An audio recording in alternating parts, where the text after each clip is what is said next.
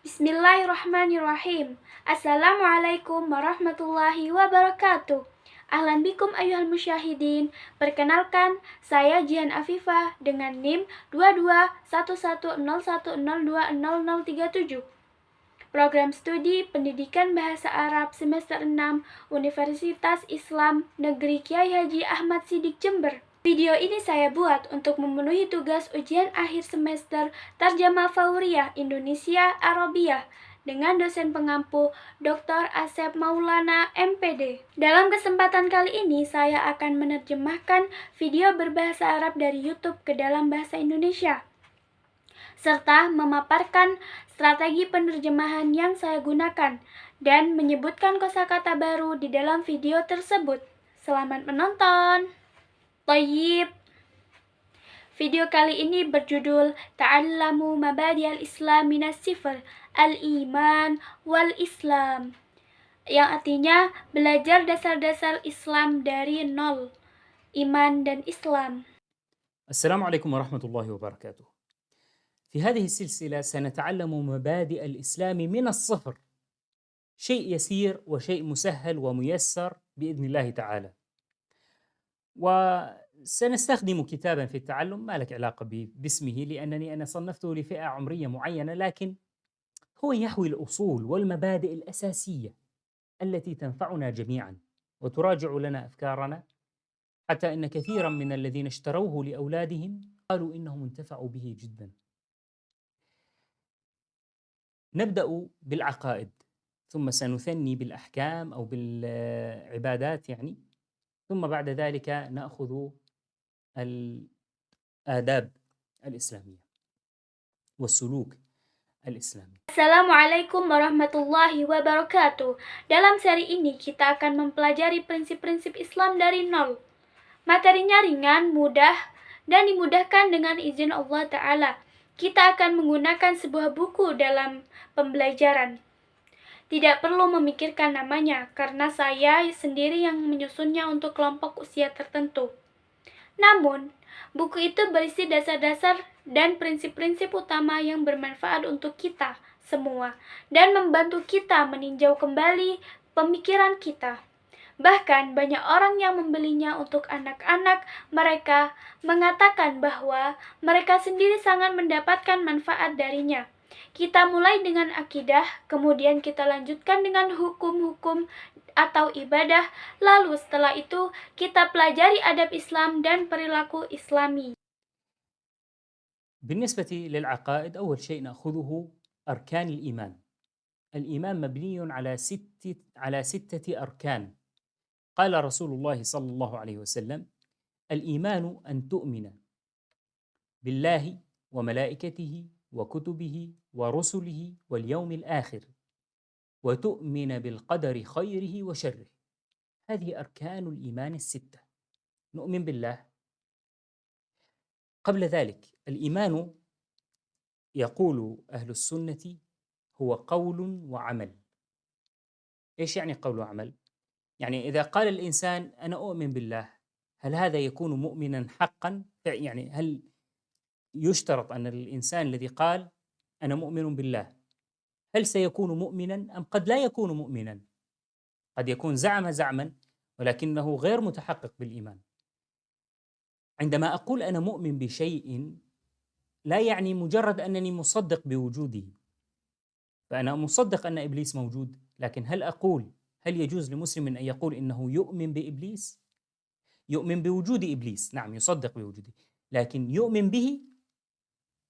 لا، لأنك عندما تقول أنا أؤمن بكذا أنت تتبنى هذا الشيء، تتبناه في عقيدتك وفي عملك وفي انتمائك. Adapun dalam hal akidah, hal pertama yang kita pelajari adalah rukun iman. Iman dibangun atas 6 rukun, sebagaimana sabda Rasulullah Sallallahu Alaihi Wasallam. Allahumma shalli wa sallim wa barik alaih. Iman adalah engkau beriman kepada Allah, kepada malaikatnya, kepada kitab-kitabnya, kepada rasul-rasulnya, kepada hari akhir, dan engkau beriman kepada takdir, yang baik maupun yang buruk. Inilah 6 rukun iman. Kita beriman kepada Allah, namun sebelum itu, Perlu diketahui bahwa iman menurut Ahlus Sunnah adalah perkataan dan perbuatan. Apa maksudnya perkataan dan perbuatan? Maksudnya adalah jika seseorang berkata, "Saya beriman kepada Allah," apakah itu sudah menjadikannya seorang mukmin sejati? Apakah sudah cukup hanya dengan pengakuan lisan untuk disebut sebagai orang beriman? Bisa jadi ia hanya mengaku-ngaku, padahal belum merealisasikan hakikat keimanan yang sebenarnya. Ketika saya berkata, saya beriman kepada sesuatu, itu tidak serta-merta berarti saya hanya membenarkan keberadaannya. Misalnya, saya percaya bahwa iblis itu ada.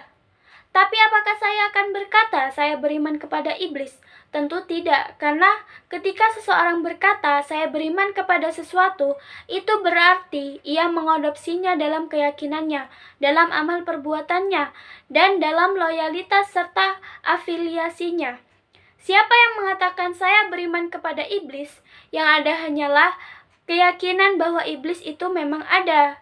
Namun beriman kepadanya adalah hal yang salah. Sebab iman berarti menjadikan sesuatu itu bagian dari akidah, amal, dan identitas diri. فعندما نؤمن بالله سبحانه وتعالى نؤمن بالله الذي خلقنا ورزقنا ودبر أمورنا، نؤمن بالله الذي فوق عرشه والذي هو يعلم كل شيء في الكون، حتى أصغر جزئيات الكون هو يعلمها، ونؤمن بأن هذا الإله الذي خلقنا يستحق أن نعبده.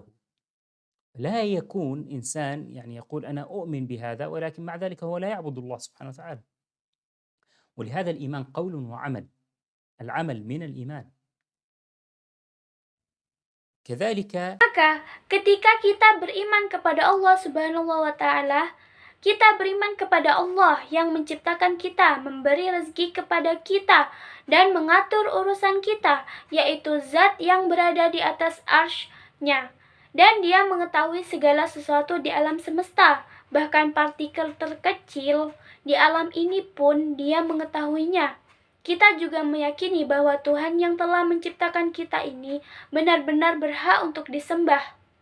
Tidak layak adalah seseorang yang berkata, saya beriman kepada hal ini, namun pada saat yang sama dia tidak menyembah Allah Subhanahu wa Ta'ala. Oleh karena itu, iman itu adalah ucapan dan perbuatan. Perbuatan juga termasuk bagian dari iman. طيب، طبعا نحن سنفصل في بعض هذه الجزئيات بإذن الله في مواضع تأتي. فنؤمن بالله، نؤمن بملائكته، لأن الملائكة هم الذين أوصلوا كتبه إلينا، فنؤمن به ونؤمن بملائكته ونؤمن بكتبه التي هي أصول الشرائع التي أتتنا: القرآن، التوراة، الإنجيل، الزبور، صحف إبراهيم. هذه أنزلها الله سبحانه وتعالى لتكون هدى للخلق.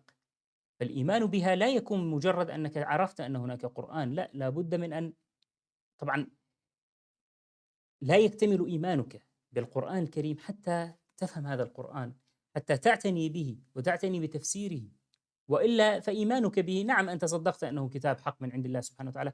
Baik, tentu saja kita akan menjelaskan sebagian rincian dari hal-hal ini dengan izin Allah pada pembahasan-pembahasan yang akan datang. Maka kita beriman kepada Allah dan juga beriman kepada malaikat-malaikatnya, karena merekalah yang menyampaikan kitab-kitabnya kepada kita. Maka kita beriman kepadanya, kepada malaikat-malaikatnya, dan kepada kitab-kitabnya yang menjadi sumber pokok syariat yang datang kepada kita, yaitu Al-Quran, Taurat, Injil, Zabur, dan Suhuf Ibrahim. Semuanya dari Allah Subhanahu wa Ta'ala sebagai petunjuk bagi makhluk.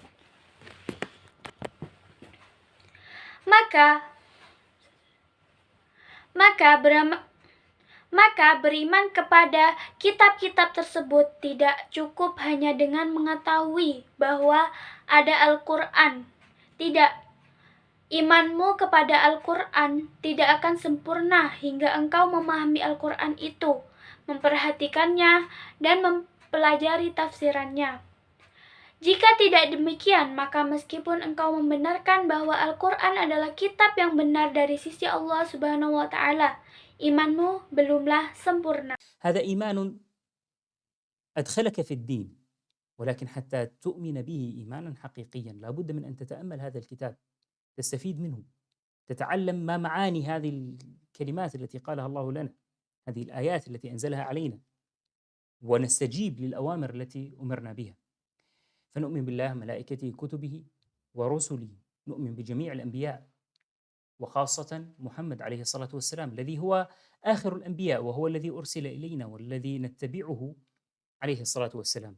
وإيماننا به، النبي صلى الله عليه وسلم لما جاء بأمرين، جاء بأخبار عن الله سبحانه وتعالى، أخبرنا بصفات الله، أخبرنا بأن الله يحب كذا ويبغض كذا، أخبرنا بأن في يوم القيامة سيكون كذا وكذا، هذه كلها أخبار، وأخبرنا بقصص في الأقوام السابقين وما شابه ذلك، هذه كلها أخبار. فنحن نؤمن بهذه الأخبار أنها حق، نصدق هذه الأخبار. وجاء بأوامر، افعلوا كذا واتركوا كذا، فنحن هذه الأوامر نستجيب لها ونمتثل لها. Ini adalah iman yang memasukkanmu ke dalam agama, tetapi agar engkau beriman secara hakiki, maka engkau harus merenungkan Al-Quran ini, mengambil manfaat darinya, mempelajari makna dari kata-kata yang Allah firmankan kepada kita, memahami ayat-ayat yang Dia turunkan kepada kita, dan merespon segala perintah yang Dia berikan kepada kita. Maka kita beriman kepada Allah, kepada malaikat-malaikatnya, kepada kitab-kitabnya, dan kepada para rasulnya. Kita beriman kepada semua nabi, khususnya Nabi Muhammad SAW, yang merupakan nabi terakhir yang diutus kepada kita dan yang kita akui. Keimanan kita kepada Nabi Muhammad SAW mencakup dua hal, karena beliau datang membawa dua perkara. Pertama, berita-berita atau kabar, yakni kabar tentang Allah Subhanahu wa Ta'ala. Beliau memberitahu kita tentang sifat-sifat Allah, memberitahu bahwa Allah mencintai sesuatu dan membenci sesuatu yang lain, dan bahwa pada hari kiamat akan terjadi begini dan begitu. Semua itu adalah berita. Beliau juga mengabarkan kisah-kisah tentang umat-umat terdahulu dan hal-hal semisalnya. Dan semuanya merupakan berita yang kita imani sebagai kebenaran. Kita membenarkan dan meyakini bahwa semua kabar itu. ورسله، الرسل جميعا نعلم أنهم أهل حق، أهل صدق، جاءوا بالحق من عند الله سبحانه وتعالى، كلهم دعوا إلى الهدى. ولكن طبعا بعد ذلك حرف من الكتب ما حرف، جميع الكتب إلا القرآن حرفت وأدخل فيها أصول الدين التي جاء بها الأنبياء، أيضا دخلها التحريف بناء على تحريف الكتب وعلى ما أضافوا من عنده. والحمد لله الذي حفظ لنا هذا الدين. Para rasul, seluruh rasul, kita mengetahui bahwa mereka adalah para pembawa kebenaran, orang-orang yang jujur. Mereka datang membawa kebenaran dari sisi Allah Subhanahu wa Ta'ala.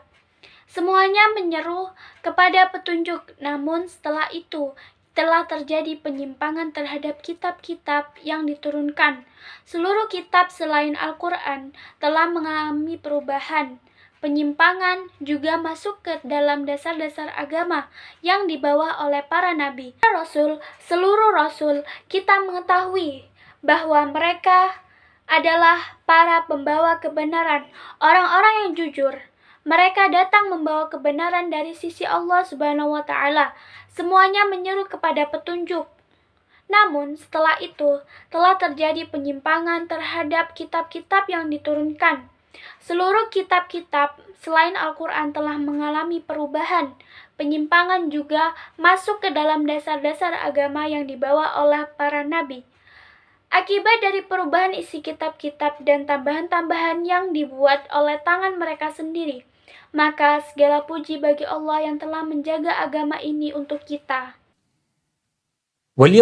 واليوم الآخر، نؤمن باليوم الآخر بكل مجرياته. يعني اليوم الآخر حينما يبعث الله سبحانه وتعالى الموتى من قبورهم ويحشرهم إليه ثم يحاسبهم على الصغيرة والكبيرة، وهناك أحداث تكون في اليوم الآخر. وكذلك لكن ملخص الأمر أن هناك حساب سيكون، وهذا الحساب سيكون حسابا عدلا، ثم يدخل قوم الجنة وقوم النار. وجماعة من الذين دخلوا النار اللي هم الموحدون الذين كثرت معاصيهم قد يعذبون بها سنة، سنتين، 1000 سنة، 20,000 سنة، أيا كان هذا العذاب الذي يستحقونه. ثم بعد ذلك إذا كانوا موحدين يخرجهم الله سبحانه وتعالى ويدخلهم الجنة.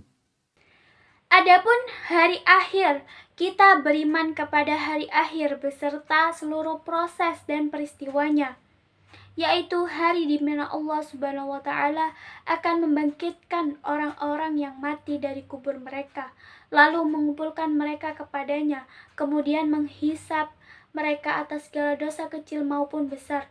Di hari itu akan terjadi berbagai peristiwa besar. Ringkasnya akan ada hari perhitungan, dan hisab itu akan berlangsung dengan adil. Setelah itu, sebagian orang akan masuk ke surga, dan sebagian lagi masuk ke neraka. Sebagian dari mereka yang masuk ke neraka adalah orang-orang yang bertauhid atau mengesahkan Allah. Namun mereka memiliki banyak maksiat. Mereka bisa jadi disiksa selama 1 tahun, 2 tahun, 1000 tahun, 20.000 tahun, apapun durasi azab yang memang mereka pantas terima.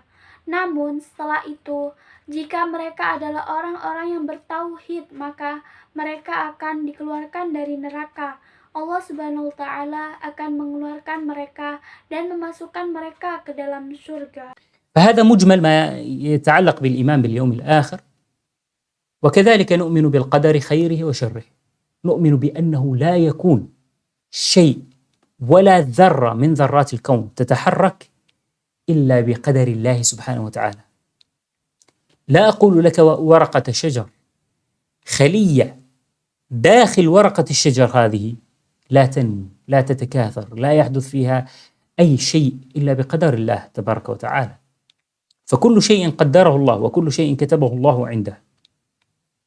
فهذا مجمل ما يتعلق بإيماننا أو بإركان الإيمان. Inilah ringkasan dari apa yang berkaitan dengan iman kepada hari akhir. Begitu juga kita beriman kepada takdir, baik dan buruknya kita, meyakini bahwa tidak ada sesuatu pun, bahkan sebutir zarah pun di alam semesta ini yang bergerak kecuali dengan takdir Allah Subhanahu wa Ta'ala. Bukan hanya daun pohon, bahkan sel di dalam daun pohon itu pun tidak bisa berkembang biak. Tidak terjadi apapun padanya kecuali dengan takdir Allah. Dan semuanya telah ditulis di sisinya. Inilah ringkasan dari keimanan kita atau dari rukun-rukun iman. أما أركان الإسلام فهي 5. أركان الإيمان 6 وأركان الإسلام 5. قال رسول الله صلى الله عليه وسلم: بني الإسلام على 5. يعني 5 هذه صارت بمثابة الأعمدة، بني عليها الإسلام.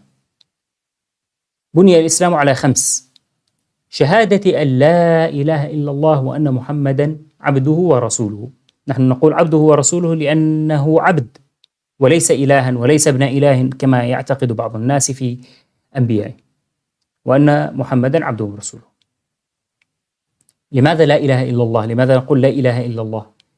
أي ننفي لا إله، ننفي جميع الآلهة الباطلة. Rukun Islam maka jumlahnya ada 5.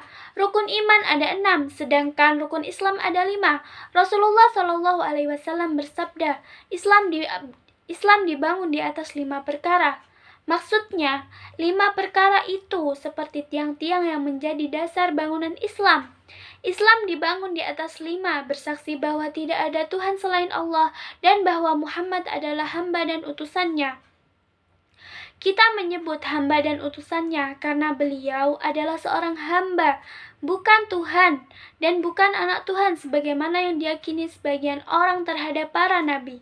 Maka Muhammad adalah hambanya dan utusannya. Mengapa kita mengatakan la ilaha illallah? Karena dengan itu kita menafikan la ilaha, menafikan seluruh sesembahan palsu atau ilah-ilah yang batil. التي عبدت من دون الله سبحانه وتعالى والتي قد يتخذها الإنسان ننفيها نبطلها. لا إله إلا الله. الله هو الإله الوحيد المستحق للعبادة. الإله ليس لا إله موجود إلا الله، بل لا إله حق إلا الله. هذا معنى لا إله إلا الله، وأن محمدا عبده ورسوله، يعني عبد هو من عبيد الله، من عباد الله، ورسول أرسله الله إلينا لينبئنا بما شاء الله سبحانه وتعالى أن ينبئنا. وإقام الصلاة، إذن أول مبنى من مباني الإيمان، أول مبنى من مباني الإسلام، أول ركن من أركان الإسلام هو الشهادتين. الركن الثاني الصلاة إقامتها، وإيتاء الزكاة، وحج البيت، وصوم رمضان. هذه هي الأركان الخمس. Segala sesembahan yang disembah selain Allah Subhanahu wa Ta'ala dan yang mungkin dijadikan sembahan oleh manusia, semuanya kita tolak dan batalkan. Kalimat la ilaha illallah bermakna bahwa Allah adalah satu-satunya Tuhan yang berhak disembah. Kata ilah bukan berarti tidak ada Tuhan yang ada selain Allah, tetapi maknanya adalah tidak ada Tuhan yang benar selain Allah. Itulah makna sebenarnya dari la ilaha illallah, dan bahwa Muhammad adalah hamba dan utusannya. Maksudnya, beliau adalah salah satu dari hamba-hamba Allah dan sebagai Rasul yang Allah utus kepada kita untuk menyampaikan apa yang dikehendaki oleh Allah Subhanahu wa Ta'ala. Mendirikan sholat merupakan bangunan utama dalam Islam. Rukun pertama dari rukun Islam adalah 2 kalimat syahadat. Lalu, rukun kedua adalah sholat dan pelaksanaannya. Kemudian zakat, haji ke Baitullah, dan puasa Ramadan. Itulah rukun Islam. في عندنا ركنان من الخمسة إذا انهدم يهدم الدين كاملا. أنا عملت هكذا صورة، يعني إذا هدم شيء من الركنين هذين ينهدم الدين، وهما الشهادتان والصلاة. الشهادتان من أخل بهما كفر بالنبي، كفر بالله، عبد غير الله سبحانه وتعالى، هذا خارج من الدين. والصلاة قال الرسول صلى الله عليه وسلم من تركها فقد kafar. Di antara 5 rukun tersebut ada 2 rukun yang jika runtuh maka akan meruntuhkan seluruh bangunan agama. Saya menggambarkan ini seperti dalam sebuah ilustrasi. Jika salah satu dari 2 rukun tersebut dihancurkan, maka agama juga akan runtuh. 2 rukun itu adalah syahadat dan sholat. Adapun syahadat, barang siapa yang merusaknya, maka ia telah kafir kepada Nabi, kafir kepada Allah, dan menyembah selain Allah Subhanahu wa Ta'ala. Maka ia keluar dari agama. Adapun sholat, Rasulullah SAW bersabda, barang siapa yang meninggalkannya, maka sungguh ia telah kafir.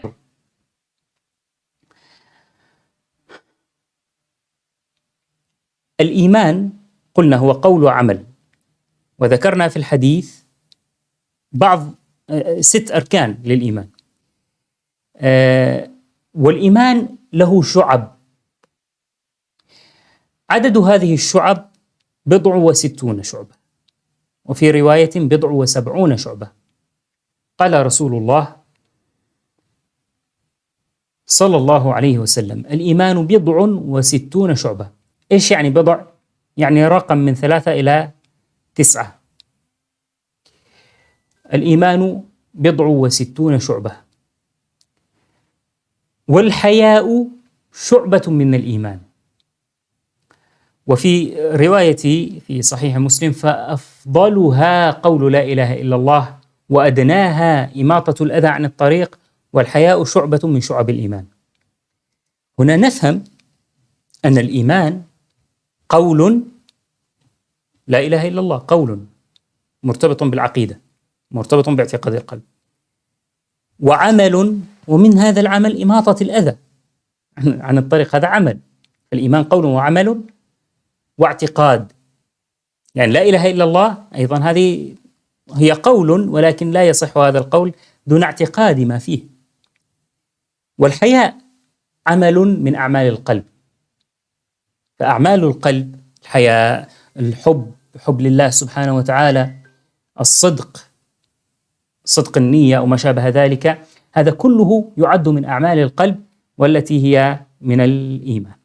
Iman adalah ucapan dan perbuatan, dan dalam hadis telah kita sebutkan sebagian dari 6 rukun iman. Iman juga memiliki cabang-cabang. Jumlah cabang-cabang ini lebih dari 60 cabang. Dan dalam riwayat lain, lebih dari 70 cabang.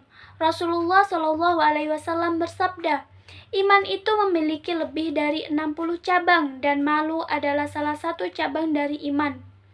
Dalam riwayat dalam Sahih Muslim, cabang iman yang paling utama adalah ucapan la ilaha illallah, dan yang paling rendah adalah menyingkirkan gangguan dari jalan, dan malu adalah cabang dari cabang-cabang iman. Dari sini kita memahami bahwa iman adalah ucapan la ilaha illallah, buah ucapan yang berkaitan dengan akidah, terkait dengan keyakinan dalam hati, dan juga amal. Dan di antara amal tersebut adalah menyingkirkan gangguan dari jalan. Ini adalah amal. Iman adalah ucapan, perbuatan, dan keyakinan. Artinya la ilaha illallah adalah sebuah ucapan, namun tidak sah ucapan tersebut tanpa keyakinan terhadap kandungannya.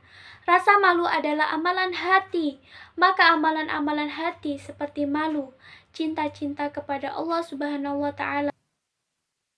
طيب، في يعني هذه إذا قرأناها النشاطات المنزلية الأفضل أن يجيب عليها الإنسان بنفسه، وفي مرجع في آخر الكتاب لمقارنة هذه الإجابات. يعني مثلا كيف نزيد إيماننا؟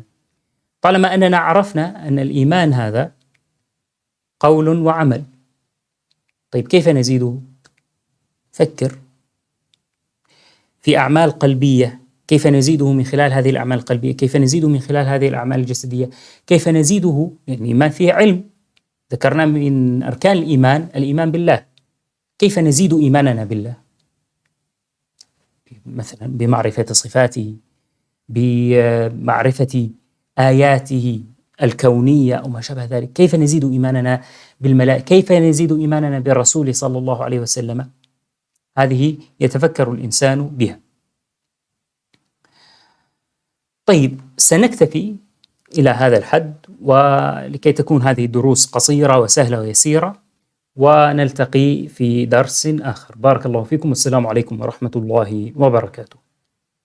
Baik, dalam kegiatan-kegiatan rumah atau tugas individu ini, yang terbaik adalah seseorang menjawabnya sendiri, dan ada rujukan di akhir buku untuk membandingkan jawaban-jawaban ini. Misalnya, bagaimana kita menambah keimanan kita selama kita sudah mengetahui bahwa iman itu adalah ucapan dan perbuatan, maka bagaimana kita menambahkannya? Pikirkanlah tentang amalan-amalan hati. Bagaimana kita menambah iman selalu amalan-amalan hati ini? Bagaimana kita menambahkannya selalu amalan-amalan fisik? Bagaimana kita menambahkannya melalui ilmu? Kita telah mengingat salah satu rukun iman, yaitu iman kepada Allah. Bagaimana kita mengingatkan iman kepada Allah? Misalnya dengan mengenal sifat-sifatnya, dengan memahami ayat-ayat kauniyahnya, atau semacam itu. Baiklah, kita cukupkan sampai di sini agar pelajaran-pelajaran ini tetap singkat, mudah, dan ringan. Dan kita akan bertemu di pelajaran berikutnya.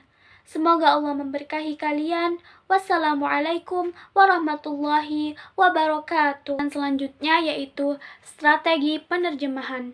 Untuk strategi penerjemahan yang saya gunakan adalah sebagai berikut. Yang pertama adalah pure borrowing atau penguatan murni.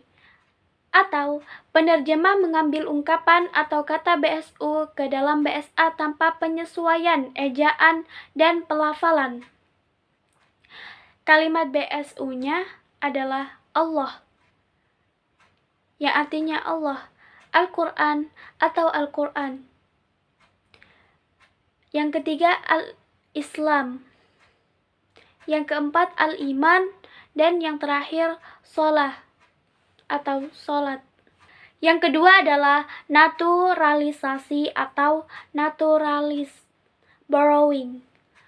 Penerjemah mengambil ungkapan atau kata BSU ke dalam BSA dengan penyesuaian ejaan dan pelafalan. Teks BSU-nya, Qala Rasulullah sallallahu alaihi wasallam, yang artinya Rasulullah sallallahu alaihi wasallam bersabda. Yang ketiga adalah strategi close translation atau penerjemah memberikan catatan tambahan pada kata BSA. Yang pertama, nu'minu bikutubihi allati hiya usul. Kalimat BSA-nya, kita beriman kepada kitab-kitabnya yang menjadi dasar syariat. Selanjutnya adalah ekspansi atau penambahan, atau biasa disebut expansion and addition, yaitu penerjemah menambahkan beberapa kata dalam menerjemahkan kata BSU. Yang pertama adalah walakinnahu yahwil usula wal mabadi'ul asasiyah allati tanfa'una jami'an.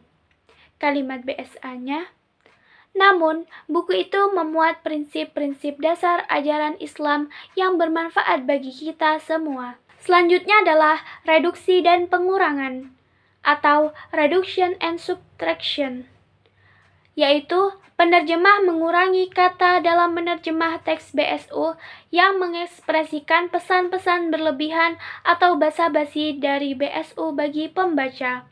Yang pertama kalimatnya ada syai'un yasirun wa syai'un musahhalun wa muyassarun bi'idnillahi ta'ala, yang artinya dengan cara yang mudah, sederhana, insyaallah. Yang terakhir yaitu transposisi atau transposition, yaitu penerjemah mengubah letak kalimat yang ada pada BSU agar makna dalam BSU dapat tersampaikan dengan baik.